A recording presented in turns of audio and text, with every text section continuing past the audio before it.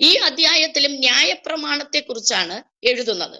പറയാണ്, സഹോദരന്മാരെ, എന്റെ 1-ാം വചനത്തിൽ പറയുന്നു, സഹോദരന്മാരെ, ന്യായപ്രമാണം അറിയുന്നവരോടല്ലോ ഞാൻ സംസാരിക്കുന്നത്. മനുഷ്യൻ ജീവനൊടിക്കുന്ന കാലത്തൊക്കെ ഈ ന്യായപ്രമാണത്തിന് അവന്റെ മേൽ അധികാരമുണ്ടെന്ന് നിങ്ങൾ അറിയുന്നില്ലേ? അപ്പോൾ ന്യായപ്രമാണം കയ്യിൽ ഉള്ള യഹൂദന്മാരായവർ ഇപ്പോൾ എന്തായി? പത്രോസിന്റെ പ്രസംഗത്തിൽ കൂടി യേശുക്രിസ്തുവിനെ സ്വീകരിച്ച് പരിശുദ്ധാത്മാഭിഷേകം പ്രാപിച്ച് പിതാവിന്റെയും പുത്രന്റെയും പരിശുദ്ധാത്മാവിന്റെയും നാമത്തിൽ സ്നാനപ്പെട്ട് ക്രിസ്തുവിന്റെ ശരീരമാകിയ സഭയോട് ചേർന്നു. എന്നാൽ അവർക്ക് വേണ്ട വിധത്തിൽ ഇതിന്റെ ഒരു പഠനം ലഭിച്ചിട്ടില്ല എന്നുള്ള ഒരു ബോധ്യം പൗലോസിനുള്ളത് കൊണ്ട് ഇതൊക്കെ പറഞ്ഞു വന്നിട്ട് വീണ്ടും പറയുകയാണ്, ന്യായപ്രമാണം കയ്യിൽ ഇരിക്കുന്നവരോടാണ് ഞാൻ സംസാരിക്കുന്നത്. അതായത് യഹൂദന്മാരോട്, ഇസ്രായേല്യരോട് ഞാൻ സംസാരിക്കുന്നത്. വീണ്ടും നിങ്ങളോട് ഞാൻ സംസാരിക്കുകയാണ്. ന്യായപ്രമാണം കയ്യിലുള്ളിടത്തോളം കാലം നാം എന്താണ്? ന്യായപ്രമാണത്തിന്റെ അധികാരത്തിനകത്താണ് നമ്മൾ നിൽക്കുന്നത്. അപ്പൊ ന്യായപ്രമാണത്തിനകത്ത് എന്തൊക്കെയാണ് ദൈവം മോശ മൂലം കൊടുത്തത് എന്നുള്ള ഒരു അറിവ് നമുക്ക് ആവശ്യമാണ്. ആ 7-ാം അധ്യായം 14-ാം വചനത്തിൽ ഇങ്ങനെ പറയുന്നു, ന്യായപ്രമാണം ആത്മീകം എന്നു നാം അറിയുന്നുവല്ലോ. ന്യായപ്രമാണം എന്താണ്? ആത്മീകമാണ്, ദൈവത്തിൽ നിന്ന് കൊടുക്കപ്പെട്ടതാണ്.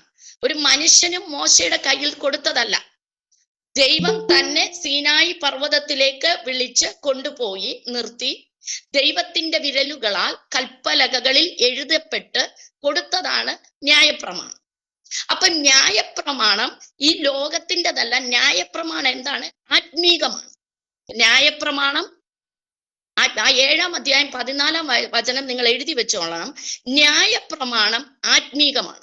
അതുകൊണ്ടാണ് യേശുക്രിസ്തു മത്തായി എഴുതിയ സുവിശേഷത്തിൽ പറഞ്ഞത്, ന്യായപ്രമാണത്തെ ഞാൻ നിവർത്തിപ്പാൻ അത്രേ വന്നത്. ന്യായപ്രമാണത്തെ തള്ളിക്കളയാനായിട്ടല്ല ഞാൻ വന്നത്, ന്യായപ്രമാണത്തെ നിവർത്തിക്കാനായിട്ട്, അത് അനുസരിച്ച് കാണിക്കാനായിട്ടാണ് ഞാൻ വന്നത് എന്ന് പറഞ്ഞ കർത്താവ് കാൽവറി ക്രൂശിൽ എന്ത് പറഞ്ഞു? നിവർത്തിയായി. നിങ്ങളുടെ മുമ്പിൽ ആത്മീകമായ ന്യായപ്രമാണങ്ങൾ, ദൈവം കൊടുത്ത കൽപ്പനകൾ, ചട്ടങ്ങൾ പ്രകാരങ്ങളുടെ മുമ്പിൽ ഞാൻ ജീവിച്ച് കാണിച്ച് അതനുസരിച്ച് കാൽവറിയിൽ ഞാൻ സകലത്തെയും നിവർത്തീകരിച്ചു. അപ്പോൾ ന്യായപ്രമാണം ആത്മീകം. പക്ഷേ ഇത് കയ്യിൽ വെച്ചിരിക്കുന്ന മനുഷ്യനാരാണ്? ജഡമയൻ. ഞാനോ ജഡമയൻ. അപ്പോൾ പൗലോസ് രക്ഷിക്കപ്പെടുന്നതിന് മുൻപേ, അല്ലെങ്കിൽ ദമസ്കോസിന്റെ പടിവാതിൽക്കൽ വെച്ച് യേശുക്രിസ്തുവിന്റെ ദർശനം പ്രാപിക്കുന്നതിന് മുൻപേ, പരിശുദ്ധാത്മ പൂർണ്ണനായി തീർന്ന് സ്നാനമേറ്റ് ശുശ്രൂഷയിൽ വരുന്നതിന് മുൻപേ താൻ ആരായിരുന്നു? ഈ ന്യായപ്രമാണത്തിന് കീഴ്പ്പെട്ടവനായിരുന്നു. അപ്പൊ ആ ഒരു അനുഭവത്തെ എടുത്ത് ഒന്ന് പറയുകയാണ്, ന്യായപ്രമാണം ആത്മീകമാണ്, പക്ഷേ അത് കയ്യിൽ വെച്ചിരിക്കുന്ന ഞാൻ ആരാണ്? ജഡമയനാണ്, ജഡത്തിൽ ജീവിക്കുന്നവനാണ്. അതുകൊണ്ട് എനിക്ക് എന്ത് ചെയ്യാൻ പറ്റുന്നില്ല? ന്യായപ്രമാണം വായിക്കും തോറും പാപത്തെക്കുറിച്ചുള്ള ഒരറിവും തിരിച്ച് പിന്നെ എന്താണ്? ഞാൻ ജഡത്തിൽ പാപത്തിന് വിൽക്കപ്പെട്ടവനുമായി തീരുകയാണ്. അതുകൊണ്ട് തന്നെ എനിക്ക് ന്യായപ്രമാണം അനുസരിക്കുവാനോ ന്യായപ്രമാണം ദൈവം തന്നതിന്റെ ഉദ്ദേശം എൻ്റെ ജീവിതത്തിൽ പ്രാവർത്തികമാക്കുവാനോ എനിക്ക് കഴിയുന്നില്ല. അപ്പൊ ന്യായപ്രമാണത്തിൽ എന്തെല്ലാം കൽപ്പനകളും ചട്ടങ്ങളും ഉണ്ട് എന്നുള്ളത് നമുക്ക് ആദ്യം ഒരു നോട്ട് എഴുതിയിട്ട് അതിനുശേഷം അതിന്റെ ബാക്കി ഭാഗം നമുക്ക് നോക്കാം. അപ്പം 7-ാം അധ്യായം എന്ന് എഴുതിയിട്ട് ന്യായപ്രമാണം അല്ലെങ്കിൽ നിയമങ്ങൾ, ലോ, നമ്മുടെ കോടതികളിലൊക്കെ നിയമങ്ങൾ ഉള്ളതുപോലെ നിയമങ്ങൾ, ദൈവത്തിന്റെ നിയമങ്ങൾ. ന്യായപ്രമാണം അത് ആദ്യത്തെ 5 പുസ്തകങ്ങളാകിയ ഉൽപ്പത്തി മുതൽ ആവർത്തനം പുസ്തകം വരെയാണ് ദൈവത്തിന്റെ ന്യായപ്രമാണത്തെ കുറിച്ചുള്ള കാര്യങ്ങൾ മോശ എഴുതിയിരിക്കുന്നത്.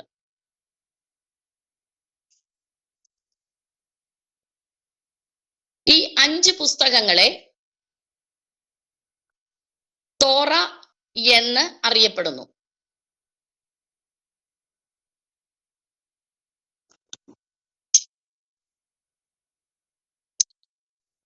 ഒന്നാമത്തെ പുസ്തകമാകിയ ഉൽപ്പത്തി പുസ്തകത്തിൽ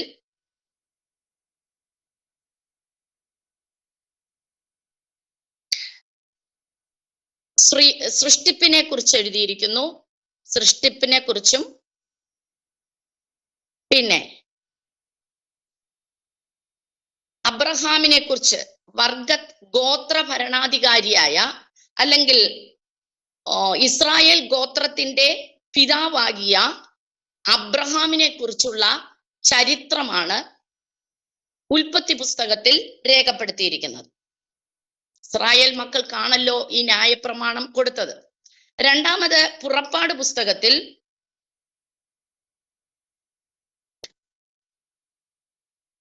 മിസ്രയീം ദേശത്ത് നിന്ന് ഇസ്രായേൽ മക്കൾ വിടുവിക്കപ്പെട്ട് പുറത്തു വരുന്നതും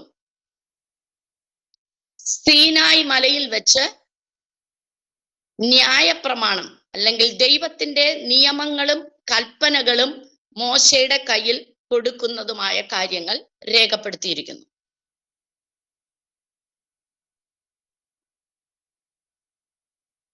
ലേവ്യ പുസ്തകത്തിൽ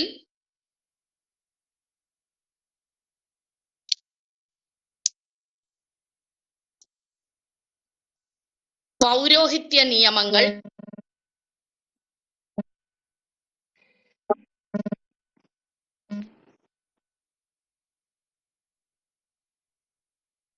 ഉത്സവങ്ങൾ, യാഗങ്ങൾ ഇവയെക്കുറിച്ച് പറഞ്ഞിരിക്കുന്നു.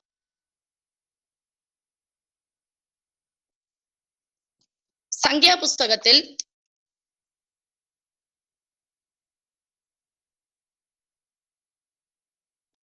ഇസ്രായേൽ മക്കളുടെ മരുഭൂ യാത്രകളെ കുറിച്ചും അവർ അലഞ്ഞു തിരിഞ്ഞ് നടന്നതിനെ കുറിച്ചും ഇസ്രായേൽ മക്കളെ കണക്കെടുത്തതിനെ കുറിച്ചും രേഖപ്പെടുത്തിയിരിക്കുന്നു. ഇസ്രായേൽ മക്കളുടെ മരുഭൂ യാത്ര, അവർ മരുഭൂമിയിൽ അലഞ്ഞു തിരിഞ്ഞത്, കണക്കെടുപ്പ് ഇവയെക്കുറിച്ച് എഴുതിയിരിക്കുന്നു. ആവർത്തന പുസ്തകത്തിൽ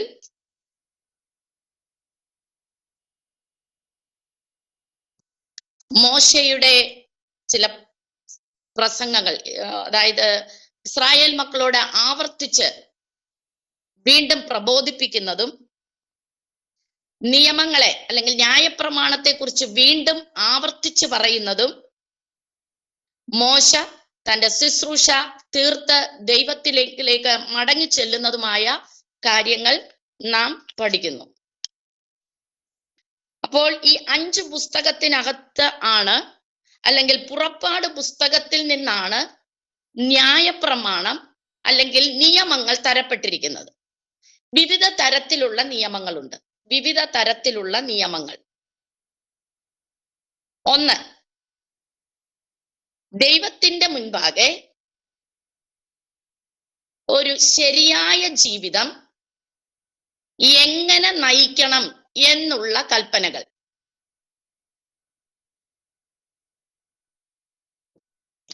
പുറപ്പാട് പുസ്തകം 20-ാം അധ്യായം 1 മുതൽ 17 വരെയുള്ള വചനങ്ങൾ, ആവർത്തന പുസ്തകം 5-ാം അധ്യായം 6 മുതൽ 21 വരെയുള്ള വചനങ്ങൾ. പുറപ്പാട് 20-ന്റെ 1 മുതൽ 17, ആവർത്തന പുസ്തകം 5-ന്റെ 6 മുതൽ 21 വരെ. അടുത്ത രണ്ടാമത്തെ നിയമം, ദൈവത്തെ ആരാധിക്കുക, യാഗങ്ങൾ അർപ്പിക്കുക, ഉത്സവങ്ങൾ അല്ലെങ്കിൽ ചടങ്ങാചാരങ്ങൾ ചെയ്യുക, അതിനെക്കുറിച്ചുള്ള നിയമങ്ങളും കൽപ്പനകളും പറഞ്ഞിരിക്കുന്നു. ലേവ്യ പുസ്തകം 1-ാം അധ്യായം മുതൽ 16-ാമത്തെ അധ്യായം വരെ ഈ കാര്യങ്ങളൊക്കെയും എഴുതപ്പെട്ടിരിക്കുന്നു.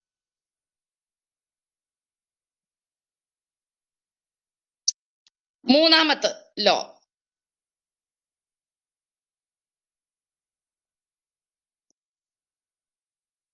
പൊതുനീതി, പൊതുവായ നീതി അല്ലെങ്കിൽ സമുദായ ജീവിതം,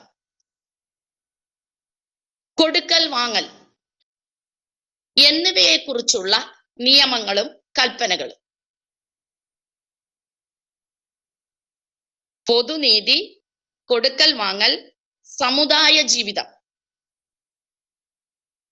പുറപ്പാട് പുസ്തകം 21 അധ്യായം മുതൽ 24 അധ്യായം വരെയും ആവർത്തന പുസ്തകത്തിന്റെ 15 അധ്യായം മുതൽ 25 അധ്യായം വരെയും അത് പറഞ്ഞിരിക്കുന്നു.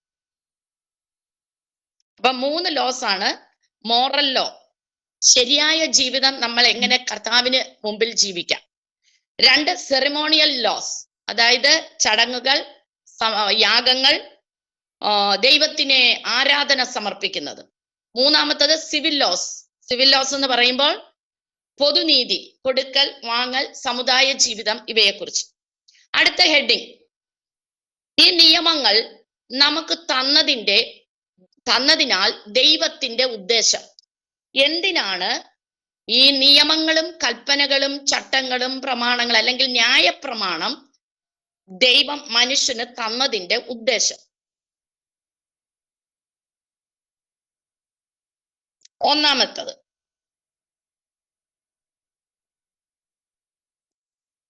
ദൈവത്തിന്റെ വിശുദ്ധിയും നീതിയും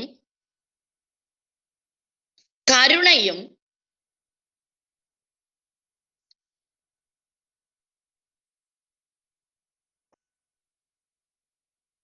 ദൈവത്തിന്റെ സ്വഭാവത്തെയും മനുഷ്യൻ അറിയുവാനായിട്ടാണ്, അറിഞ്ഞ് അതിൻ പ്രകാരം ജീവിക്കുവാൻ.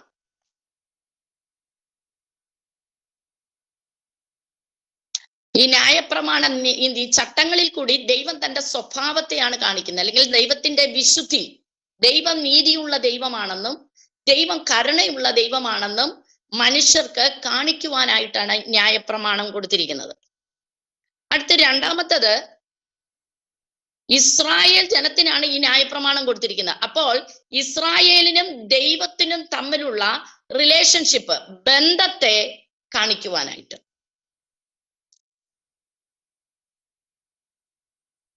ഒന്നുകൂടെ ഉറപ്പിക്കാനായിട്ട്.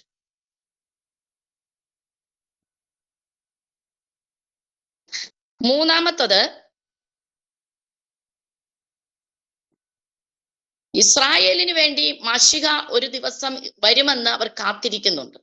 അപ്പൊ മശിഹായ്ക്ക് വേണ്ടി തന്റെ ജനമാകിയ ഇസ്രായേലിനെ ഒരുക്കിയെടുക്കുവാനായി, ഒരു വിശുദ്ധിയുള്ള ജനമായി ഒരുക്കിയെടുക്കുവാനായിട്ടാണ് ഈ ന്യായപ്രമാണം മോശ മുഖാന്തരം ഇസ്രായേലിന് കൈമാറിയത്.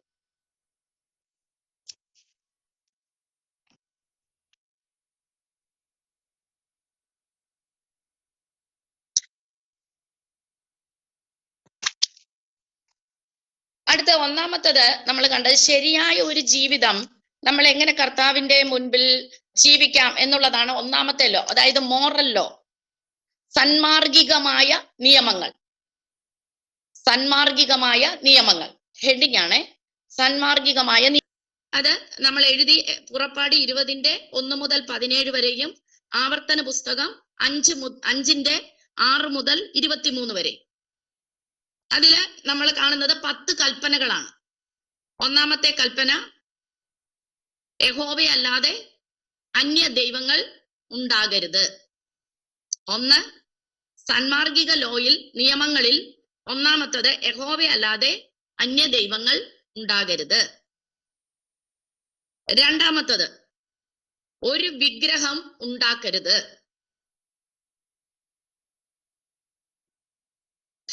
യാതൊന്നിന്റെ പ്രതിമ അരുത്.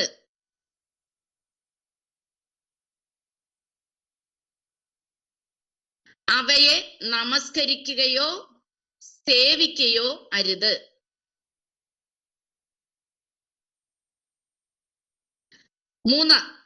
മൂന്നാമത്തത്, ദൈവമായ യഹോവയുടെ നാമം വൃഥാ എടുക്കരുത്.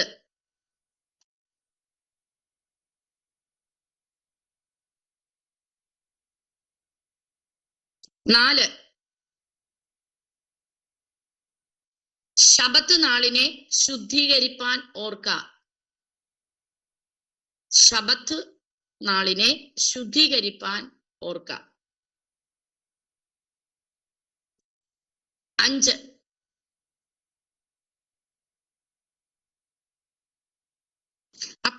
അമ്മയും ബഹുമാനിക്കുക.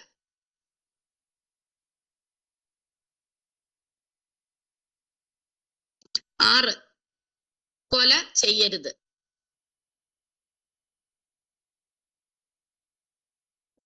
7 വ്യഭിചാരം ചെയ്യരുത്.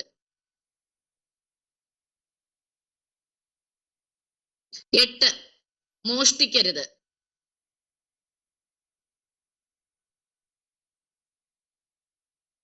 9 കൂട്ടുകാരന് നേരെ കള്ളസാക്ഷ്യം പറയരുത്.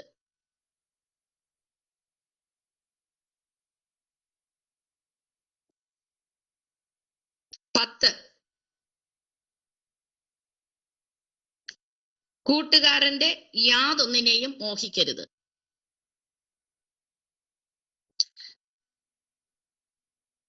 ഇതാണ് മോറൽ ലോസ്, സാൻമാർഗികമായ നിയമങ്ങൾ, 10 കൽപ്പനകൾ. ഇതിൽ ആദ്യത്തെ 4 ദൈവവും മനുഷ്യനുമായ ബന്ധത്തിലും, 5 മുതൽ 10 വരെ 6 നിയമങ്ങൾ മനുഷ്യനുമായുള്ള ബന്ധത്തിലും നിയമങ്ങൾ തരപ്പെട്ടിരിക്കുന്നു. ഒന്നുകൂടെ പറയാം, 1 മുതൽ 4 വരെയുള്ള നിയമങ്ങൾ ദൈവവും മനുഷ്യനുമായുള്ള ബന്ധത്തിലും, 5 മുതൽ 10 വരെ മനുഷ്യനുമായുള്ള ബന്ധത്തിലും നൽകപ്പെട്ടിരിക്കുന്നു. ഇതിൽ കൂടി ഇത് നമ്മൾ അനുസരിക്കുന്നതിൽ കൂടി നമ്മുടെ ദൈവമായ യഹോവയെ ഇവിടെ മുൻപിൽ നമ്മൾ വിശുദ്ധിയുള്ള ജീവിതം നയിക്കണമെന്ന് ആഗ്രഹിച്ചാണ് കർത്താവ് നമുക്ക് ഈ പ്രമാണം തന്നത്. അടുത്തത് ആചാരപരമായ നിയമങ്ങൾ.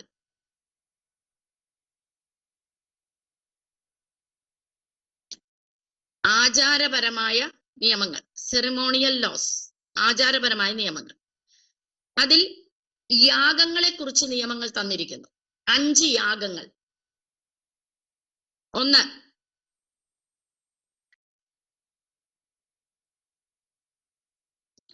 ദഹനയാഗം. ലേവ്യ പുസ്തകം 1-ാം അധ്യായം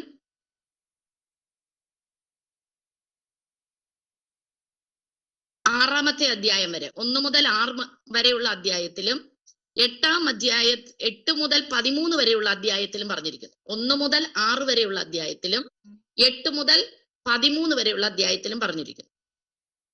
രണ്ടാമത്തത് ഭോജനയാഗം. ഭോജനയാഗം ലേവ്യ പുസ്തകം 2-ാം അധ്യായത്തിലും 6-ാം അധ്യായം 14 മുതൽ 23 വരെയുള്ള വചനത്തിലും പറഞ്ഞിരിക്കുന്നു. 2-ാം അധ്യായത്തിലും 6 മുതൽ 14 മുതൽ 23 വരെയുള്ള വചനത്തിൽ. 3-ാമത്തെ യാഗം സമാധാന യാഗം. സമാധാന യാഗം ഇത് ലേവ്യ പുസ്തകം 3-ാം അധ്യായത്തിലും 7-ാം അധ്യായത്തിന്റെ 11 മുതൽ 37 വരെയുള്ള വചനത്തിലും പറഞ്ഞിരിക്കുന്നു. സ്പീഡ് കൂടുന്നുണ്ടോ? ഇല്ലല്ലോ, എഴുതാൻ പറ്റുന്നുണ്ടല്ലോ എല്ലാവർക്കും. പാസ്റ്റർ നോക്കുന്നത് സ്പീഡ് കൂടിയെന്നാണ് തോന്നുന്നത്. ആണോ? ആരെങ്കിലും ഇതുവരെ പറഞ്ഞതിൽ എഴുതാൻ പറ്റാതെ പോയ ഭാഗം ഉണ്ടെങ്കിൽ ഞാൻ ലാസ്റ്റിൽ പറഞ്ഞുതരാം. അവിടെ ഒന്ന് നോട്ട് ചെയ്ത് നിങ്ങൾ വെച്ചിരുന്നാൽ മതി, എവിടെങ്കിലും വിട്ടുപോയിട്ടുണ്ടെങ്കിൽ. എന്ന് വെച്ചാൽ നമ്മളത് ഒത്തിരി സ്ലോയിൽ പോയി കഴിഞ്ഞാൽ തീരത്തില്ല, അതുകൊണ്ടാ. 4-ാമത്തെ യാഗം പാപയാഗം അല്ലെങ്കിൽ ഹോമയാഗം.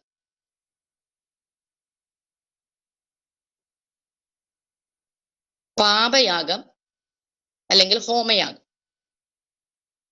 ലേവ്യ പുസ്തകം 4-ാം അധ്യായം 6-ാം അധ്യായത്തിന്റെ 24 മുതൽ 30 വരെ.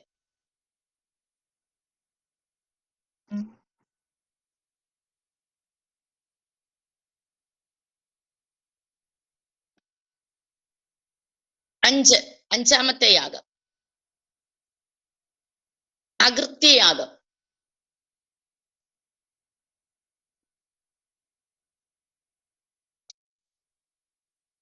ലേവ്യ പുസ്തകം 5-ാം അധ്യായത്തിലും 7-ാം അധ്യായത്തിന്റെ 1 മുതൽ 10 വരെയും, 5-ാം അധ്യായത്തിലും 7-ാം അധ്യായം 1 മുതൽ 10 വരെ. അപ്പം 5 യാഗങ്ങളെ കുറിച്ചുള്ള നിയമങ്ങൾ കർത്താവ് ഇസ്രായേൽ മക്കൾക്ക് ന്യായപ്രമാണത്തിനകത്ത് കൊടുത്തു. 1 ദഹനയാഗം, 2 ഭോജനയാഗം, 3 സമാധാനയാഗം, 4 പാപയാഗം അല്ലെങ്കിൽ ഹോമയാഗം, 5 അകൃത്യയാഗം. ഈ 5 യാഗങ്ങളും ഇസ്രായേൽ മക്കൾക്ക് പ്രമാണമായി കൊടുത്തപ്പോഴും അവർക്ക് ഈ യാഗം കഴിച്ച് ഒരു വിശുദ്ധി അവർക്ക് പ്രാപിക്കാൻ കഴിഞ്ഞില്ല. വർഷത്തിൽ ഒരിക്കൽ സമാഗമന കൂടാരത്തിൽ ഈ യാഗത്തിന്റെ പ്രമാണമനുസരിച്ച് അവർ മൃഗങ്ങളെയും ഒക്കെ കൊണ്ടുവന്ന്, പ്രാക്കുഞ്ഞുങ്ങളെയൊക്കെ കൊണ്ടുവന്ന് അവർ യാഗം കഴിക്കാൻ വന്ന് ശ്രേഷ്ഠ മഹാപുരോഹിതൻ അതിവിശുദ്ധ സ്ഥലത്തിൽ പ്രവേശിച്ച് ദൈവവുമായി സംസാരിച്ച് ഈ രക്തം തളിച്ച് ഒരു ശുദ്ധീകരണം പ്രാപിച്ചു പോയാലും പിന്നത്തേതിൽ ഇവരെന്ത് ചെയ്യുകയാണ്? വീണ്ടും പാപം ചെയ്യുകയാണ്. അതുകൊണ്ട് ഈ യാഗങ്ങൾ നിമിത്തം, ഈ യാഗങ്ങളുടെ പ്രമാണം ഇവർക്ക് അനുസരിച്ച് അല്ലെങ്കിൽ യാഗങ്ങൾ അർപ്പിച്ച് ഇവർക്ക് ദൈവത്തിന്റെ നീതി പ്രാപിക്കാൻ കഴിഞ്ഞില്ല. അടുത്തതായിട്ട് അവിടെ വീണ്ടും അവിടെ പറയുന്ന ചില കാര്യങ്ങൾ, മറ്റു ചില നിയമങ്ങൾ, വേറെ ചില നിയമങ്ങൾ പറഞ്ഞിരിക്കുന്നത് 2 തരത്തിലുള്ള ആനിമൽസ്, 2 തരത്തിലുള്ള മൃഗങ്ങളെ ഇണ ചേർക്കാൻ പാടില്ല. വ്യത്യസ്ത തരത്തിലുള്ള മൃഗങ്ങളെ ഇണ ചേർക്കാൻ പാടില്ല. 2 വ്യത്യസ്ത തരത്തിലുള്ള വിത്തുകൾ ഒരുമിച്ച് വിതയ്ക്കാൻ പാടില്ല. 2 kinds of seeds, 2 തരത്തിലുള്ള വിത്തുകൾ ഒരുമിച്ച് പ്ലാൻ ചെയ്യാൻ പാടില്ല. പിന്നെ 2 തരത്തിലുള്ള തുണികൾ, വസ്ത്രത്തിന്റെ തുണികൾ എന്ത് ചെയ്യാൻ പാടില്ല? ഒരുമിച്ച് ചേർത്ത് തുന്നാൻ പാടില്ല. ഇതിനെയാണ് 2 കൊരിന്ത്യർക്ക് എഴുതിയ ലേഖനം 6:14 പൗലോസ് പറയുന്നത്, ഇണയില്ല പിണ കൂടരുത്, വിശ്വാസിക്കും അവിശ്വാസിക്കും ചേർച്ചയില്ല, ബാലിനും ക്രിസ്തുവിനും എന്ത് ചേർച്ച? അവിടെ എന്തൊക്കെയാണ് പറഞ്ഞിരിക്കുന്നത്? നീതിക്കും അധർമ്മത്തിനും ചേർന്ന് പോകാൻ സാധിക്കില്ല, ചേർച്ചയില്ല. 1 നീതി, അധർമ്മം. ഇരുട്ട്, വെളിച്ചം ഒരുമിച്ച് പോകാൻ പറ്റില്ല. 3 ക്രിസ്തുവും ബാലും. 4 വിശ്വാസിയും അവിശ്വാസിയും. 5 ദേവാലയവും വിഗ്രഹവും. പഴയ നിയമത്തിൽ മൃഗങ്ങളെ, വിത്തുകളെ, തുണി, ഇങ്ങനെയുള്ള കാര്യങ്ങൾ വെച്ച് ഇത് ഒരുമിച്ച് വ്യത്യസ്ത തരത്തിലുള്ള സാധനങ്ങൾ ഒരുമിച്ച് ഇണ ചേർക്കരുത്, അല്ലെങ്കിൽ ഒരുമിച്ച് വിതയ്ക്കരുത്, ഒരുമിച്ച് ചേർത്ത് ഇതിനെ തുന്നരുത് എന്നൊക്കെ പറയുമ്പോൾ പുതിയ നിയമത്തിൽ വന്നപ്പോൾ പൗലോസ് ആ നിയമത്തെ മനുഷ്യനിലേക്ക് മാറ്റിയിട്ട് പറയുകയാണ്, നിങ്ങളെന്താ നീതിക്കും അധർമ്മത്തിനും എന്തില്ല? ബന്ധമില്ല. ക്രിസ്തുവിനും ബാലിനും തമ്മിൽ, നിങ്ങൾക്ക് ക്രിസ്തുവിനെയും സേവിച്ച് ബാലിനെയും സേവിക്കാൻ പറ്റില്ല. ഇരുട്ടിലും വെളിച്ചത്തിലുമായി നിങ്ങൾക്ക് ജീവിക്കാൻ പറ്റില്ല. ലോകം ഇരുട്ടിൽ കിടക്കുന്നു, ക്രിസ്തു വെളിച്ചമാണ്. അപ്പൊ ലോകത്തിനും ഇരുട്ടിനും തമ്മിൽ ഒത്തുചേരാൻ പറ്റത്തില്ല. പിന്നെ വിശ്വാസിക്കും അവിശ്വാസിക്കും തമ്മിൽ ഒരുമിച്ച് ജീവിക്കാൻ പറ്റില്ല. ദേവാലയത്തിനും വിഗ്രഹത്തിനും തമ്മിൽ ഒരുമിച്ച് നമുക്ക് ജീവിതത്തിൽ കൊണ്ടുപോകാൻ പറ്റില്ല. അപ്പൊ നമ്മൾ ക്രിസ്തുവിന് വേണ്ടി ജീവിക്കുന്നെങ്കിൽ ക്രിസ്തുവിന്റെ വിശുദ്ധിയോടെ, ക്രിസ്തു തരുന്ന കൽപ്പനകളിൽ, ക്രിസ്തുവിന്റെ പ്രമാണത്തിൽ നമ്മൾ ജീവിക്കേണ്ടത് ആവശ്യമാണ്. അടുത്തത് വന്നിട്ട് സാധാരണ പൗരന്റെ അവകാശങ്ങൾ. അടുത്ത ഒരു ലോയാണ് സിവിൽ ലോസ്. പുറപ്പാട് പുസ്തകം 21 മുതൽ 24 വരെയുള്ള വചനങ്ങളിൽ, അധ്യായങ്ങളിൽ ഒരു സാധാരണ പൗരന്റെ അവകാശങ്ങൾ അല്ലെങ്കിൽ വസ്തുവകകൾ സംബന്ധിച്ചുള്ള കാര്യങ്ങളെ കുറിച്ചുള്ള നിയമങ്ങൾ, പിന്നെ അടിമത്വം, ഒരുവൻ എബ്രായ ദാസൻ എന്നുള്ള നിലയിൽ അവൻ അടിമനുഖത്തിൽ വരുമ്പോൾ അവന് കുറച്ച് പ്രമാണങ്ങളുണ്ട്. പിന്നെ വഴക്ക്, അടിപിടി, ശണ്ട, കൊല ചെയ്യുക, ഇങ്ങനെയുള്ള വിപ്ലവകരമായ കാര്യങ്ങളെ കുറിച്ച് നിയമങ്ങൾ പറഞ്ഞിരിക്കുന്നു. അപ്പൊ അതില് സാധാരണ പൗരന്റെ അവകാശങ്ങൾ, വസ്തുവകകൾ സംബന്ധിച്ച കാര്യങ്ങൾ, ഇതിനെ സിവിൽ ലോസ് എന്ന് പറയുന്നത്. നമ്മൾ അവിടെ പൊതുനീതി എന്നൊക്കെ അവിടെ എഴുതിയായിരുന്നു. അതിൽ പുറപ്പാട് പുസ്തകം 21 അധ്യായത്തിൽ ഒരു എബ്രായ ദാസൻ, അടിമനുഖത്തിൽ കടന്നു വന്ന എബ്രായ ദാസനെ കുറിച്ച്, അവന്റെ ദാസ്യവേല, അവനെ എപ്പോൾ സ്വതന്ത്രനാക്കണം എന്നുള്ള കാര്യങ്ങളെ കുറിച്ചുള്ള നിയമങ്ങൾ പറഞ്ഞിരിക്കുന്നു.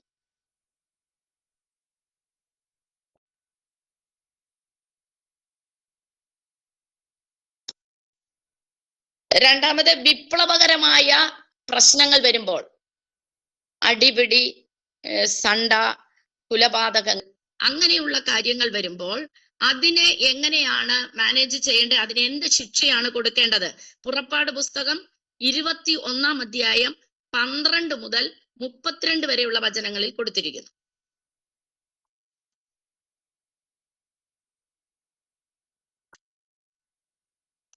പിന്നെ ഒരുവന്റെ വസ്തുവകകളെ നശിപ്പിക്കുകയോ അതിനെന്തെങ്കിലും ഡാമേജ് വരുത്തുകയോ ചെയ്താൽ, വസ്തുവകകൾക്ക് നാശം സംഭവിപ്പിക്കുക, അങ്ങനെ ഒരുവൻ ചെയ്താൽ അവനെ എന്ത് ചെയ്യണം എന്നുള്ള നിയമം പുറപ്പാട് പുസ്തകം 21 അധ്യായം 33 മുതൽ 36 വരെ.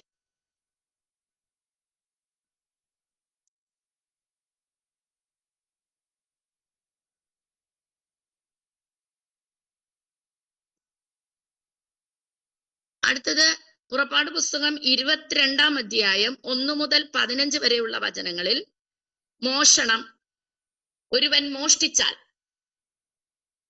അങ്ങനെയുള്ളതിന് എന്താണ് പ്രമാണം, അത് കൊടുത്തിരിക്കുന്നു. മോഷണത്തെ കുറിച്ച്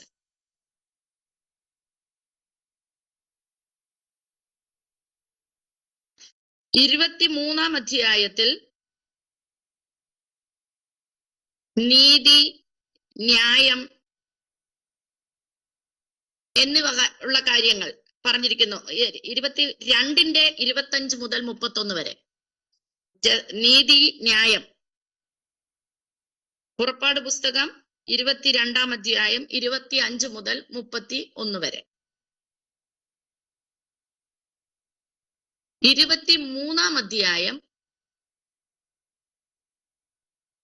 പുറപ്പാട് പുസ്തകം 23 അധ്യായം 10 മുതൽ 19 വരെയില് ശബത്തിനെ കുറിച്ചും ഉത്സവങ്ങളെ കുറിച്ചുമുള്ള പ്രമാണം കൊടുത്തിരിക്കും. 23 അധ്യായം 10 മുതൽ 19 വരെയിൽ ശബത്തും ഉത്സവങ്ങളെ കുറിച്ചും പറഞ്ഞിരിക്കുന്നു.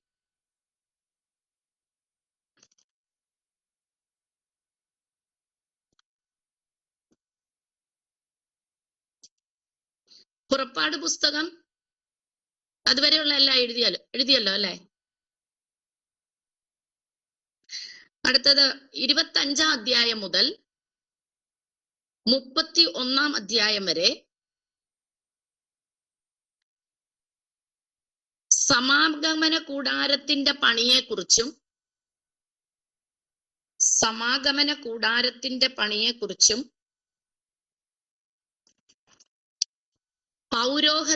പൗരോഹിത്യ വസ്ത്രങ്ങളാകിയ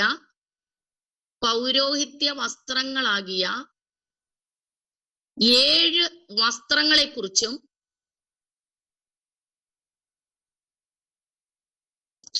പൗരോഹിത്യ ശുശ്രൂഷയെ കുറിച്ചുമുള്ള 3 കാര്യങ്ങളാണ്.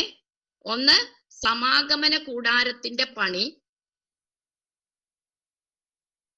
2, പൗരോഹിത്യ വസ്ത്രങ്ങളാകിയ 7 വസ്ത്രങ്ങൾ. 3 പൗരോഹിത്യ ശുശ്രൂഷയെ കുറിച്ചുള്ള നിയമങ്ങൾ പറഞ്ഞിരിക്കുന്നു.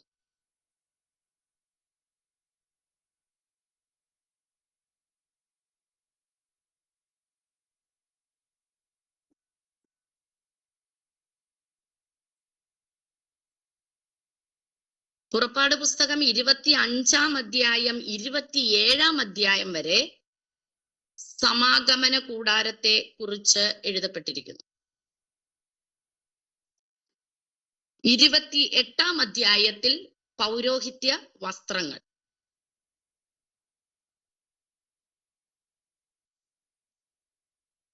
29 മുതൽ 31 വരെ പൗരോഹിത്യ ശുശ്രൂഷ.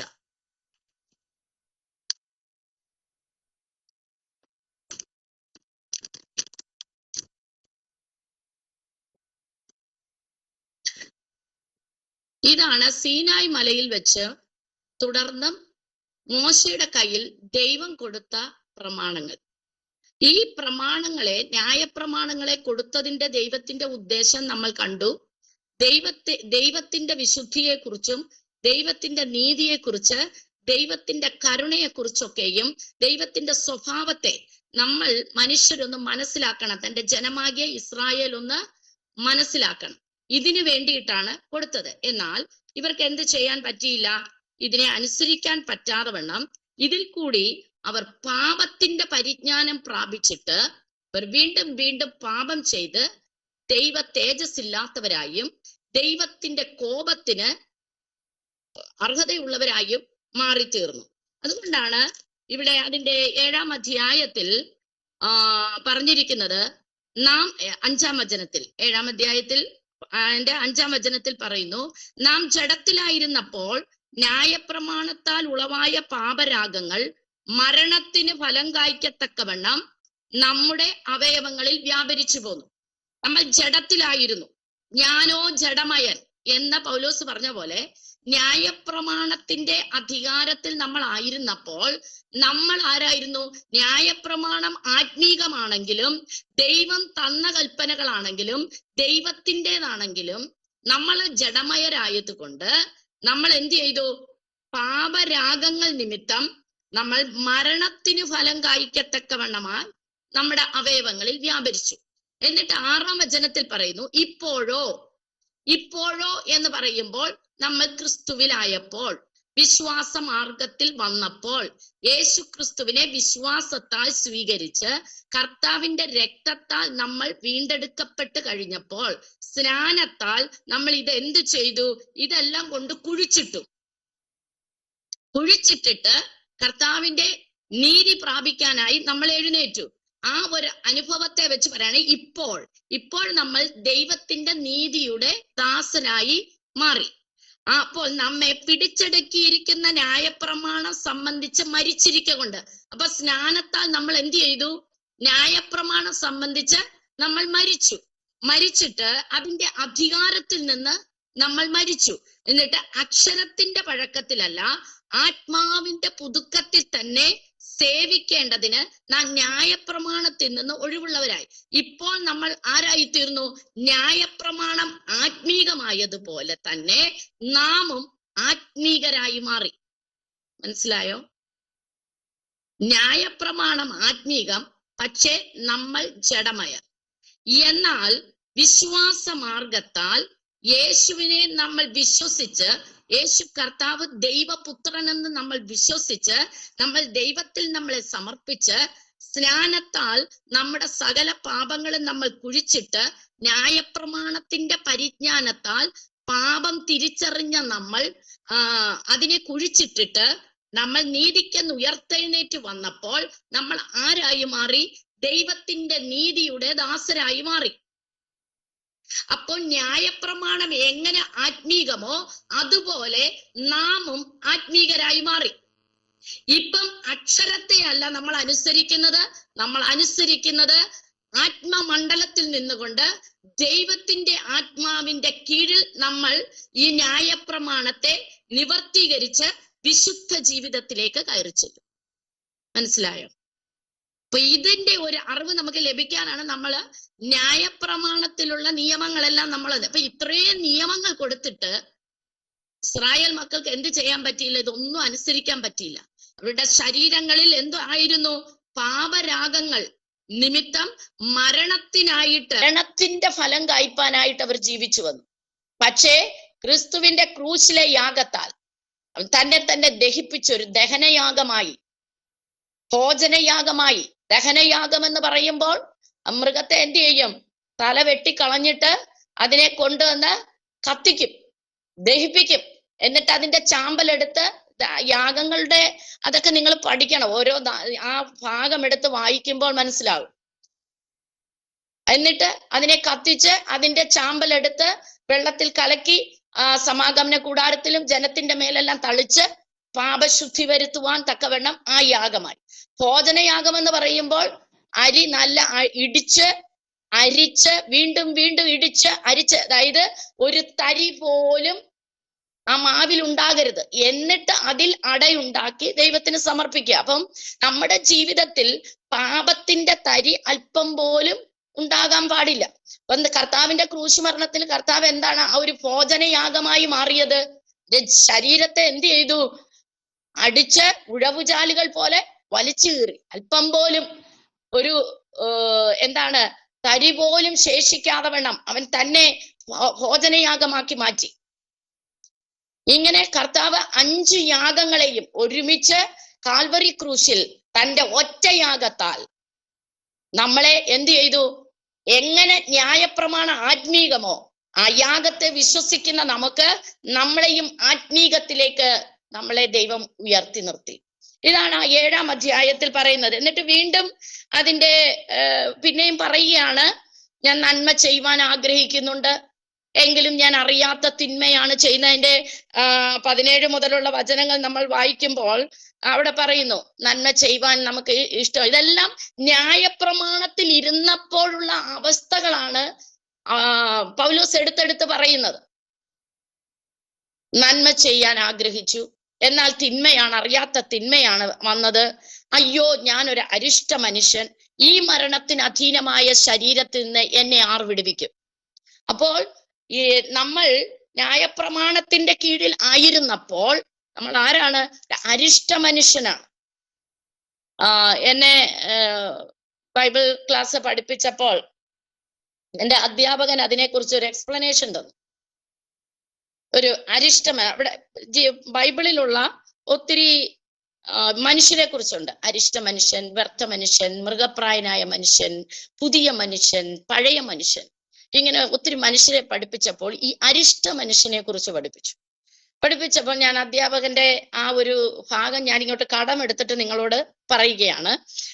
അരിഷ്ട മനുഷ്യനെ കുറിച്ച് കർത്തൃദാസൻ പഠിപ്പിച്ചത്, അന്നത്തെ കാലത്ത് ഇസ്രായേൽ മക്കളുടെ അല്ലെങ്കിൽ യഹൂദന്മാരുടെ ഇടയിൽ പല ശിക്ഷകളുണ്ട്. ക്രൂശിച്ചു കൊല്ലുന്ന ശിക്ഷകളുണ്ട്, അടിച്ചു കൊല്ലുക, കല്ലെറിഞ്ഞു കൊല്ലുക, ഇങ്ങനെയൊക്കെ ഒത്തിരി ശിക്ഷകൾ, ഓരോ തരത്തിലുള്ള തെറ്റുകൾക്കും അന്ന് അവർ പലതരത്തിൽ ശിക്ഷകൾ ഉണ്ടായിരുന്നു. അപ്പോൾ അതിൽ ഒരു ഏറ്റവും വലിയ ക്രൂരകൃത്യം ചെയ്യുന്ന ചിലരെ എന്ത് ചെയ്യുമെന്ന് പറഞ്ഞാൽ, ഇവർക്ക് കൊടുക്കുന്ന ശിക്ഷ ഈ മരിച്ച് പല ദിവസങ്ങളായി അഴുകി പുഴുപിടിച്ച മൃതശരീരങ്ങളുടെ കൂടെ ഈ മനുഷ്യനെ, തെറ്റ് ചെയ്ത മനുഷ്യനെ എന്ത് ചെയ്യും? കൂട്ടിക്കെട്ടും അത്രേ. ഒന്ന് ആലോചിച്ച് നോക്കിയാൽ, നമുക്ക് 2 ദിവസം വെച്ചിരുന്ന് അടുത്ത് ചെല്ലുന്ന ഒരു ഉമ്മ കൊടുക്കാൻ ചെല്ലുമ്പോഴേ മൂക്കി കൂടെയും വായി കൂടെയും ദുർനാറ്റം വന്നാൽ നമ്മൾ അടുത്ത് ചെല്ലത്തില്ല, നമ്മുടെ എത്ര വേണ്ടപ്പെട്ടവരായാലും. പക്ഷേ ആ തെറ്റ് ചെയ്ത മനുഷ്യനെ ഇങ്ങനെ ഒരു മൃതശരീരത്തിന്റെ കൂടെ വെച്ച് മുഖത്തോട് മുഖം കെട്ടി വിടുമത്രേ. ഇവന്റെ ഈ മൃതശരീരത്തിന്റെ ദുർനാറ്റം, 1 സഹിക്കാൻ പറ്റാത്ത ദുർനാറ്റം, 2 ഇവനിൽ നിന്ന് കയറുന്ന ഉറുമ്പ്, പുഴുക്കൾ, ഇങ്ങനെയുള്ള അവസ്ഥകൾ ഇവന്റെ ശരീരത്തിലും കയറും. അവൻ ഈ മൃതദേഹത്തെയും വലിച്ചുകൊണ്ട് ഓടുമത്രേ. ഇതിൽ നിന്ന് എന്നെ ഒന്ന് ആര് വിടുവിക്കും? ഈ കെട്ടൊന്ന് എനിക്ക് ആരഴിച്ചു തരും എന്ന് പറഞ്ഞ് ആ വളരെ പരിതാപകരമായ ഒരവസ്ഥയിൽ അവൻ ഓടുമ്പോൾ, ഒന്നുകിൽ അവൻ പല നാളുകൾ ഇങ്ങനെ ഓടി ഓടി അവശനായി മരിക്കും. ഇല്ല എങ്കിൽ ഇവനെ വിടുവിക്കാൻ കഴിയുന്ന ഒന്നേ ഉള്ളൂ, ഇവനെ കുറ്റം വിധിച്ച ആ ഭരണാധികാരിക്ക് മാത്രമേ ഇവനെ അഴിച്ചുവിടുവാനുള്ള അധികാരമുള്ളൂ. അവന് കരുണ തോന്നിയിട്ട് പറയുകയാണ്, കുഴപ്പമില്ല, അവനെ അങ്ങ് സ്വതന്ത്രനാക്കിയരെന്ന് പറഞ്ഞാൽ ആ കെട്ടുപോയി അഴിച്ചുവിടാം. ഇല്ല എങ്കിൽ ഈ മൃതശരീരവും കൊണ്ട് ഇവൻ പല നാളുകൾ ഓടി അവൻ ഒരു ദിവസം അവശനായി മരണത്തിന് അടിമപ്പെടുകയാണ് ചെയ്യുന്നത്. അതുകൊണ്ടാണ് ഇവിടെ അതിനെയാണ് ഇങ്ങനെ പറയുന്നത്, ഞാൻ അരിഷ്ട മനുഷ്യൻ, എന്നെ ഈ പാപത്തിന്റെ അവസ്ഥയിൽ നിന്ന് സ്വതന്ത്രനാക്കുവാൻ ആർക്കും കഴിഞ്ഞില്ല. ഞാൻ പഠിച്ച ന്യായപ്രമാണത്തിന് കഴിഞ്ഞില്ല. ഈ ന്യായപ്രമാണം എനിക്ക് അനുസരിക്കാൻ പറ്റിയില്ല. കുല ചെയ്യരുതെന്ന് ഗമാലിയേലിന്റെ പാദത്തിലിരുന്ന് പഠിച്ച ശൗൽ ഇപ്പുറത്ത് ക്രിസ്തു മാർഗക്കാരെ കൊന്നു. അപ്പോൾ അവൻ ചെയ്തില്ല. അതെല്ലാം ഓർത്തിട്ട് പറയുകയാണ്, അയ്യോ ഞാൻ അരിഷ്ട മനുഷ്യൻ, എന്നെ ഈ മരണത്തിന് അധീനമായ ശരീരത്തിൽ നിന്ന് എന്നെ ആർ വിടുവിക്കും? ആര് ശിക്ഷ വിധിച്ചോ അവർക്കെ കൊണ്ട് മാത്രമേ അവനെ വിടുവിക്കാൻ പറ്റൂ. ഇല്ല എങ്കിൽ അവൻ ഈ ശരീരത്തിന് മരണത്തിന് അധീനമായ ഒരു ശരീരമായി അവൻ മാറ്റപ്പെടുകയാണ്. അപ്പോൾ നമ്മൾ ഇതിൽ നിന്ന് ചിന്തിക്കേണ്ടത്, അല്ലെങ്കിൽ പൗലോസ് ഈ അധ്യായത്തിൽ നമുക്ക് പറഞ്ഞു തരുന്നത്, ഇതുപോലെ മരണത്തിന് അധീനപ്പെടേണ്ട ശരീരവുമായി നടന്ന നമ്മൾ, അല്ലെങ്കിൽ ജീവിതമായിരുന്ന നമ്മളെ യേശു ക്രിസ്തുവിന്റെ യാഗത്താൽ, യേശു ക്രിസ്തുവിന്റെ ക്രൂശുമരണത്താൽ, അവൻ ദൈവപുത്രനെന്ന് പോലും ഉള്ള അവസ്ഥയ്ക്ക് നിന്നു കൊടുക്കാതെ പിതാവിന്റെ ഇഷ്ടത്തിന് ഈ ഭൂമിയിലേക്ക് ഇറങ്ങി വന്ന് മനുഷ്യനായി നമ്മുടെ മുമ്പിൽ ഈ ന്യായപ്രമാണത്തിലുള്ള മുഴുവൻ പ്രമാണങ്ങളെയും മുഴുവൻ നിയമങ്ങളെയും അവൻ അനുസരിച്ച് എന്ത് ചെയ്തു? നമ്മുടെ മുൻപിൽ മാതൃകയായി തീർന്നു. അത് പത്രോസ് അപ്പോസ്തലൻ പറയുന്നുണ്ട്, ക്രിസ്തുവിനെ തന്നെ നിങ്ങൾ മാതൃകയാക്കിക്കൊള്ളുക. ക്രിസ്തുവിനെ തന്നെ നിങ്ങൾ മാതൃകയാക്കിക്കൊള്ളുക.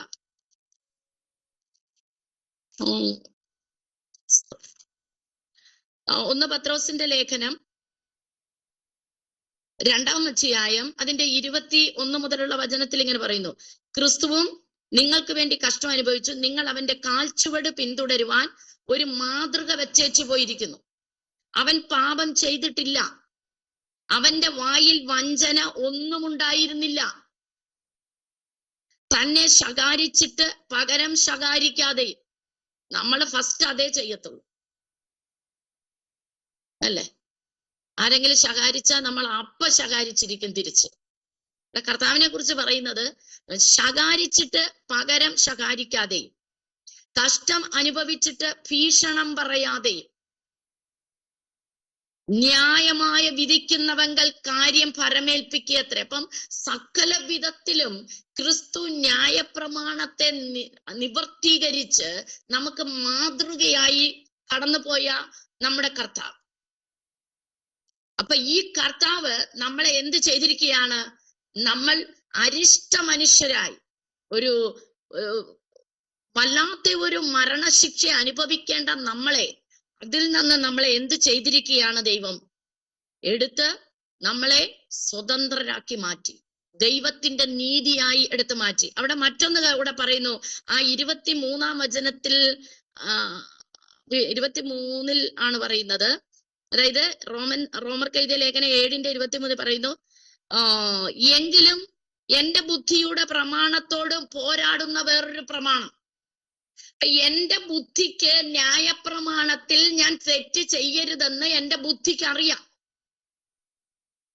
കൊല ചെയ്യരുതെന്നറിയാം, വഴക്കുണ്ടാക്കരുതെന്നറിയാം, കൂട്ടുകാരനെതിരെ സംസാരിക്കരുതെന്ന് എനിക്കറിയാം, എന്റെ ബുദ്ധിക്കറിയാം. പക്ഷേ എന്നോട് പോരാടുന്ന മറ്റൊരു പ്രമാണം, പാപത്തിന്റെ പ്രമാണം, ഇതെല്ലാം പാപമാണെന്ന് എന്നെ അറിയിച്ച ഒരു പാപത്തിന്റെ പ്രമാണം എപ്പോഴും എന്റെ ബുദ്ധിയോട് പോരാടിക്കൊണ്ടിരിക്കുന്നു. അതുകൊണ്ടാണ് ആത്മീകമായ ന്യായപ്രമാണത്തെ എനിക്ക് അനുസരിക്കാൻ പറ്റാതെ ഞാൻ ജഡമയനായി തന്നെ ഇരുന്നത്. എന്നാൽ ക്രിസ്തു യേശുവിലുള്ള സ്വാതന്ത്ര്യം നമ്മിൽ വന്നപ്പോൾ ഞാൻ എന്ത് ചെയ്യപ്പെട്ടു? ദൈവത്തിന്റെ നീതിയിലേക്ക്, ദൈവത്തിന്റെ വിശുദ്ധിയിലേക്ക്, നീതിയുടെ ദാസനായി നമ്മളെ ദൈവം മാറ്റി. അതാണ് 7-ാം അധ്യായത്തിൽ നമ്മൾക്ക് പറഞ്ഞ് അവിടെ 25-ാം വചനത്തിൽ പറഞ്ഞു നിർത്തുന്നു, നമ്മുടെ കർത്താവായ യേശുക്രിസ്തു മുഖാന്തരം ഞാൻ ദൈവത്തിന് സ്തോത്രം ചെയ്യും, ദൈവത്തിന് നന്ദി പറയുക. പൗലോസ് ന്യായപ്രമാണത്തിന് കീഴിൽ ഇരുന്നപ്പോൾ ഞാൻ നന്മ ചെയ്യാൻ ആഗ്രഹിച്ചിട്ടുണ്ട്, പക്ഷെ എനിക്ക് പറ്റിയിട്ടില്ല, തിന്മ മാത്രമേ വന്നിട്ടുള്ളൂ. ആത്മീകമായ ന്യായപ്രമാണം എന്റെ കയ്യിൽ ഇരിക്കുമ്പോൾ ഞാൻ ജഡമയനായതുകൊണ്ട് ഇതൊന്നും എനിക്ക് അനുസരിക്കാൻ പറ്റിയില്ല. അതുകൊണ്ട് ഒരു അരിഷ്ട മനുഷ്യന് തുല്യമായി ഞാൻ മാറ്റപ്പെട്ടു. പക്ഷേ യേശു ക്രിസ്തു എന്ത് ചെയ്തു? എന്നെ മുഖാന്തരം ഞാൻ ദൈവത്തിന് സ്തോത്രം ചെയ്യുന്നു. ഇങ്ങനെ ഞാൻ ബുദ്ധി കൊണ്ട് ദൈവത്തിന്റെ പ്രമാണത്തെയും ജഡം കൊണ്ട് പാപത്തിന്റെ പ്രമാണത്തെയും സേവിച്ചു വന്നിടത്തിലിരുന്ന് കർത്താവായ യേശു ക്രിസ്തുവിനാൽ ഞാൻ സ്വാതന്ത്ര്യം പ്രാപിച്ചു, ഞാൻ ആത്മീകനായി മാറി എന്നുള്ളതാണ് ആ 7-ാം അധ്യായത്തിൽ പറഞ്ഞിരിക്കുന്നത്. അടുത്തത് 8-ാം അധ്യായം, ചാപ്റ്റർ 8.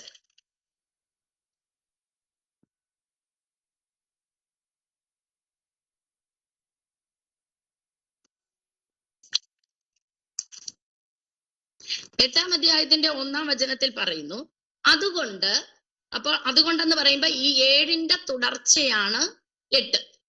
അതുകൊണ്ട് ന്യായപ്രമാണത്തെ വെച്ച് നമ്മൾ ആരായിരുന്നുവെന്നും നമ്മൾ യേശുക്രിസ്തു മുഖാന്തരം എന്തായി തീർന്നു എന്ന് പഠിപ്പിച്ചിട്ട് 8-ാം അധ്യായത്തിൽ വന്നിട്ട് പറയണേ, ഇപ്പോൾ ക്രിസ്തു യേശുവിലുള്ളവർക്ക് ഒരു ശിക്ഷാവിധിയുമില്ല. നമ്മളിപ്പോ ആരായി മാറി? ന്യായപ്രമാണത്തിനുള്ളവരല്ല, നമ്മൾ ആർക്കുള്ളവരായി മാറി? ക്രിസ്തു യേശുവിന് ഉള്ളവരായി മാറി. ക്രിസ്തു യേശുവിന് ഉള്ളവരായി മാറിയത് കൊണ്ട് നമ്മൾ ആത്മീകരായി മാറി. ആത്മീകരായി മാറിയത് കൊണ്ട് നമ്മൾ ആത്മാവിനെ അനുസരിച്ച് നടക്കുന്നവരായി മാറി. എന്താ? നമ്മൾ ക്രിസ്തു യേശുവിൽ ആയപ്പോൾ നമ്മൾ ആത്മീകരായി മാറി. ആത്മീകരായ നാം ക്രിസ്തുവിന്റെ ആത്മാവിനെ അനുസരിക്കുന്നവരായി മാറി. അപ്പോൾ നമുക്ക് എന്തില്ല? നമ്മളിൽ പാപമില്ല. നമ്മൾ എന്തായി തീരുന്നു? ശിക്ഷാവിധി ഇല്ലാത്തവരായി മാറി. ഇപ്പൊ 8-ാം അധ്യായത്തിൽ വരുമ്പോൾ നമുക്ക് മറ്റൊരു പ്രമാണം പഠിപ്പിക്കുകയാണ്, ജീവന്റെ ആത്മാവിന്റെ പ്രമാണം. എഴുതിക്കോളൂ, ജീവന്റെ ആത്മാവിന്റെ പ്രമാണം. 2-ാം വചനത്തിൽ പറയുന്നു, ജീവന്റെ ആത്മാവിന്റെ പ്രമാണം എനിക്ക് പാപത്തിന്റെയും മരണത്തിന്റെയും പ്രമാണത്തിൽ നിന്ന് ക്രിസ്തു യേശുവിൽ സ്വാതന്ത്ര്യം വരുത്തിയിരിക്കുന്നു. അപ്പം ന്യായപ്രമാണം നമ്മളെ പാപത്തിന്റെ അടിമനുഖത്തിലേക്ക് വലിച്ചപ്പോൾ ക്രിസ്തു യേശുവിൽ നമ്മൾ വന്ന് പാപത്തിന്റെയും മരണത്തിന്റെയും പ്രമാണത്തിൽ നിന്ന് നമുക്ക് സ്വാതന്ത്ര്യം തന്ന് നമ്മളെ എന്തു ചെയ്തു? ജീവന്റെ ആത്മാവിന്റെ പ്രമാണത്തിനകത്ത് ആക്കി. ജീവന്റെ ആത്മാവിന്റെ പ്രമാണം. അപ്പൊ നമ്മൾ ആയിരിക്കുന്നത് ഏത് പ്രമാണത്തിലാണ്? ജീവന്റെ ആത്മാവിന്റെ പ്രമാണം, അതായത് പരിശുദ്ധാത്മാവിന്റെ പ്രമാണം.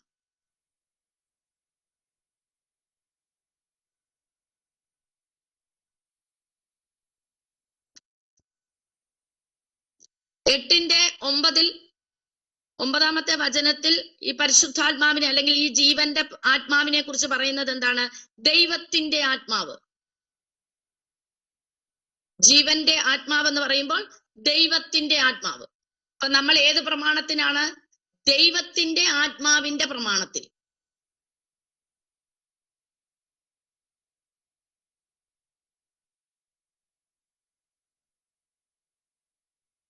അതേ വചനത്തിൽ തന്നെ 9-ാം വചനത്തിൽ തന്നെ പറയുന്നത് ക്രിസ്തുവിന്റെ ആത്മാവില്ലാത്തവൻ. ക്രിസ്തുവിന്റെ ആത്മാവ്. അപ്പൊ ജീവന്റെ ആത്മാവിന്റെ പ്രമാണം എന്ന് പറയുമ്പോൾ ഒന്ന് ദൈവത്തിന്റെ ആത്മാവ്, ഇത് പിന്നെ എന്താണ്? ക്രിസ്തുവിന്റെ ആത്മാവ്. ഈ പ്രമാണത്തിലാണ് രക്ഷിക്കപ്പെട്ട് വീണ്ടെടുക്കപ്പെട്ട ഒരു ദൈവഭക്തൻ ആയിരിക്കുന്നത്, അല്ലെങ്കിൽ ദൈവത്തിന്റെ നീതി പ്രാപിച്ച ഒരു വിശ്വാസി ആയിരിക്കുന്ന പ്രമാണം എന്ന് പറയുന്നത് ജീവന്റെ ആത്മാവിന്റെ പ്രമാണം, അല്ലെങ്കിൽ ദൈവത്തിന്റെ ആത്മാവിന്റെ പ്രമാണം, അല്ലെങ്കിൽ ക്രിസ്തുവിന്റെ ആത്മാവിന്റെ പ്രമാണം. 8:11 പറയുന്നത്, 11-ാമത്തെ വചനത്തിൽ പറയുന്നത്, യേശുവിനെ മരിച്ചവരുടെ ഇടയിലിരുന്ന് എഴുന്നേൽപ്പിച്ചവന്റെ ആത്മാവ്. യേശുവിനെ മരിച്ചവരുടെ ഇടയിലിരുന്ന് എഴുന്നേൽപ്പിച്ചവന്റെ ആത്മാവ്. അപ്പം ഈ ആത്മാവിലാണ് നാമെങ്കിൽ നാമും എന്ത് ചെയ്യും? എഴുന്നേൽക്കും, നാമളും ഉയർക്കും. ഇതാണ് നമ്മുടെ പ്രത്യാശ, ഇതാണ് നമ്മുടെ പ്രതീക്ഷ. നമ്മളും എന്ത് ചെയ്യും? മരണത്തിൽ നിന്ന് എഴുന്നേൽക്കും. അപ്പൊ നമ്മളിൽ വസിക്കുന്നത് അല്ലെങ്കിൽ നമ്മൾ ആയിരിക്കുന്നത് ഏത് ആത്മാവിലാണ്? യേശുവിനെ മരിച്ചവരുടെ ഇടയിലിരുന്ന് എഴുന്നേൽപ്പിച്ചവന്റെ ആത്മാവിൽ. 8:15 പറയുന്നു, പുത്രത്വത്തിന്റെ ആത്മാവ്. പുത്രത്വത്തിന്റെ ആത്മാവ്. അപ്പൊ നമ്മൾ ആരാണ്? പുത്രത്വത്തിന്റെ ആത്മാവിന്റെ പ്രമാണത്തിലാണ്.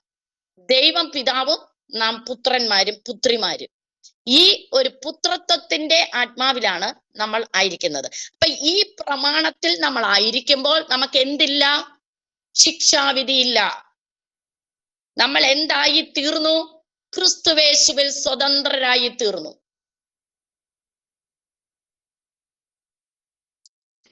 ഇനി നമ്മൾ എങ്ങനെ നടക്കണം? ജഡത്തിലല്ല നമ്മൾ നടക്കേണ്ടത്, ആത്മാവിൽ നടക്കണം.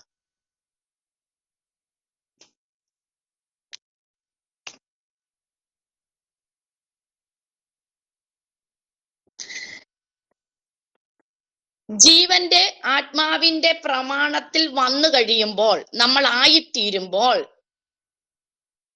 നമ്മുടെ ജീവിതത്തിൽ വരെ ഉണ്ടാകുന്ന മാറ്റങ്ങൾ ഒരു ഹെഡിങ് ആയിട്ട് എഴുതി അണ്ടർലൈൻ ചെയ്തോളൂ. ജീവന്റെ ആത്മാവിന്റെ പ്രമാണത്തിനകത്ത് കടന്നു വന്ന നമ്മൾ, നമ്മുടെ ജീവിതത്തിൽ ഉണ്ടാകുന്ന മാറ്റങ്ങൾ.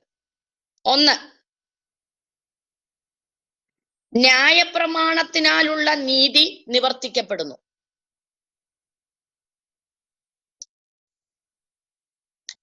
ന്യായപ്രമാണത്തിനാലുള്ള നീതി നിവർത്തിക്കപ്പെടുന്നു. 2,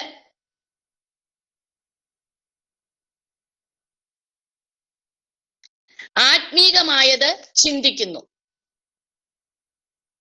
ആത്മീകമായത് ചിന്തിക്കുന്നു. 3, ജീവനും സമാധാനവും ഉണ്ടാകുന്നു.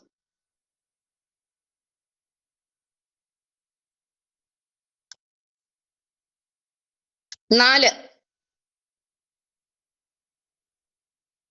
ദൈവത്തിന്റെ ആത്മാവ് നമ്മിൽ വസിക്കുന്നു.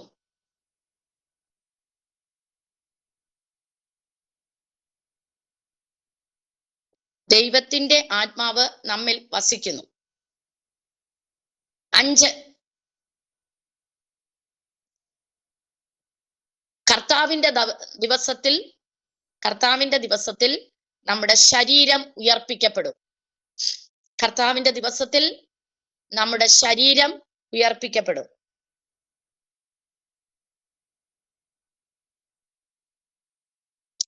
6,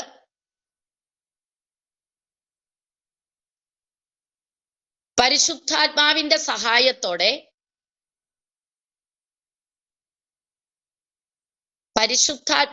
സഹായത്തോടെ ശരീരത്തിന്റെ പ്രവൃത്തികളെ അല്ലെങ്കിൽ ജഡത്തിന്റെ പ്രവൃത്തികളെ അഴിച്ചുകൊണ്ടിരിക്കണം.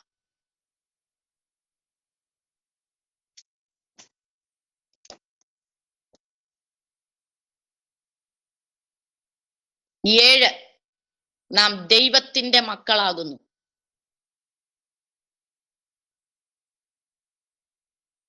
നാം ദൈവത്തിന്റെ മക്കളാകും. അടുത്ത ഒരു ഹെഡിങ് എഴുതിക്കോളൂ. അടുത്ത ഒരു പ്രമാണം, പാപത്തിന്റെയും മരണത്തിന്റെയും പ്രമാണം.